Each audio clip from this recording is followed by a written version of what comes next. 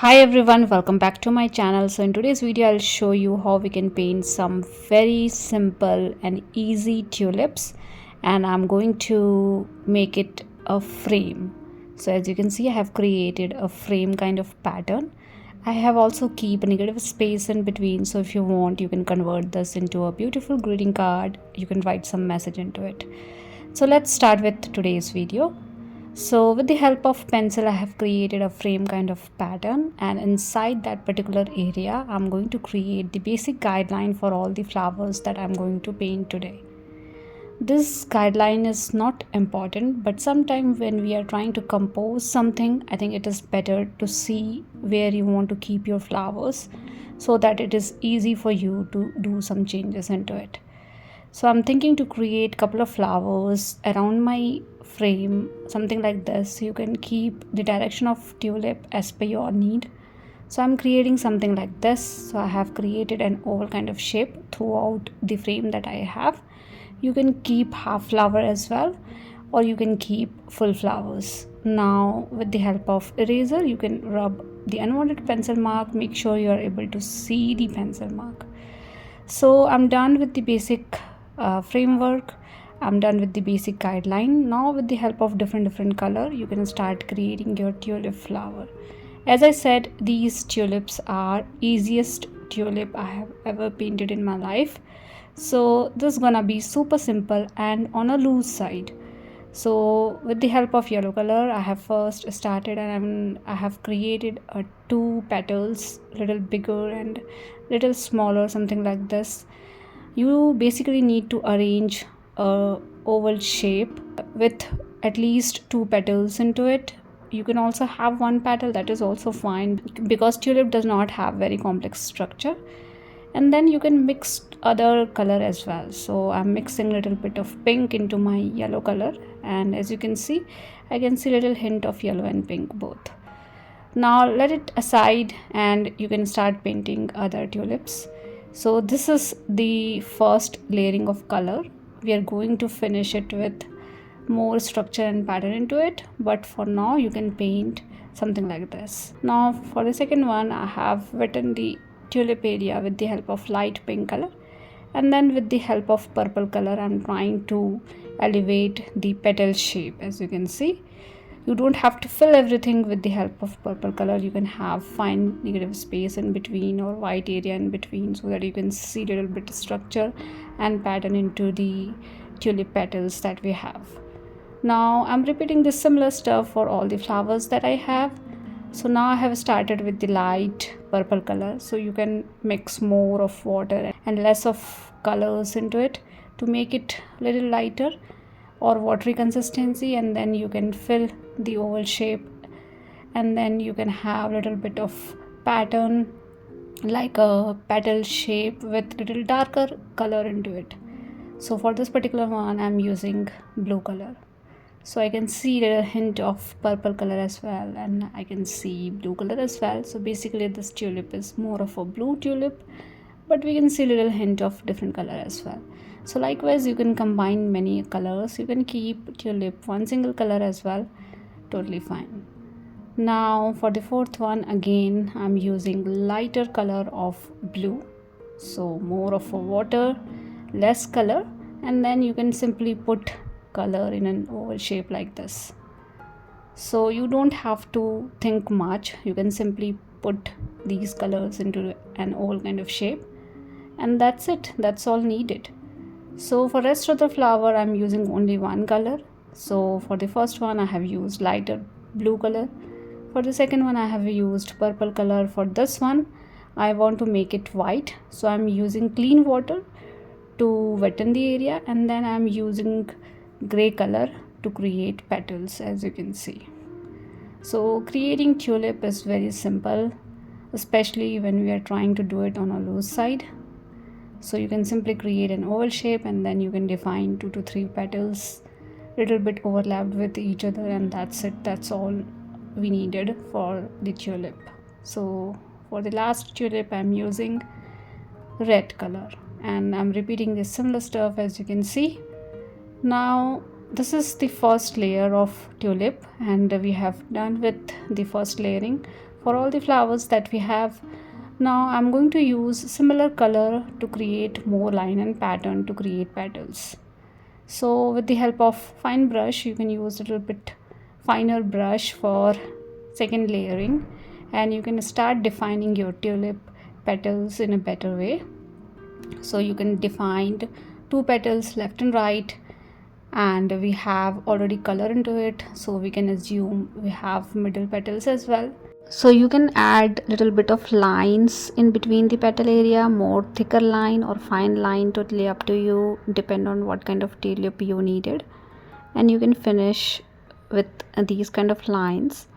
You can also have little bit of lighter area in between, and that is all we needed. That is all we need to repeat for all the flowers that we have. Now I'm done with this one. Now let's do the another one. So for this one I'm again using blue color, and I'm adding more lines into it. So these are like, we have little bit of pattern into the petal area that we have, and the whole structure is covered with two petals into it. You can create one bigger petal in the middle and one smaller petal in the left side and one smaller petal in the right side, or you can do only two petals, one bigger, one little bit smaller, and that is also fine. So just finish every flowers with more darker color into it. So this time use more color and less water to create little bit of line and pattern around your petal area. So this is the red tulip that I have, so I'm using little bit of yellow into it. And for the yellow tulip I'm using more pigment of yellow to make it more vibrant, and adding more lines and pattern to convert this in a beautiful tulip shape. And you can also use a little bit of red into it, so I'm using a little bit of red so that we can see yellow and red color both. Now in the last one you can keep it as is, to be frank, because this is more of a white tulip in a white sheet, or else you can have a little bit of gray color and you can create some lines and pattern into it like this to finish this particular one. And we are done with all the tulips that we have for today's video. And as you can see, it is quite simple to paint, right? So it is very simple. Now with the help of green color, as per the tulip direction, you can create a stem. Tulip has little bigger stem into it, so I'm adding little bigger stem like these. So I'm using sap green color, and I have mixed little bit of blue into it, just a little hint of blue. And you can start creating stem for all the tulips that you have. Think about it, in which direction you can keep the stems based on what kind of direction you have for the tulip, and as per that you can start creating stems for all the tulips that you have, and you will end up having something like this.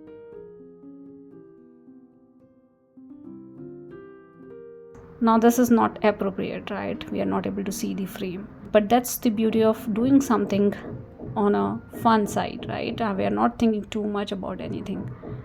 Now with the help of yellow green color, so I have mixed more of a yellow into my green color to make it yellow green, and I'm creating little longer leaves like these.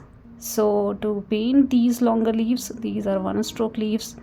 As you can see, I'm not doing too much. I am simply applying pressure into my brush, dragging it little longer and releasing slowly to get one pointed end.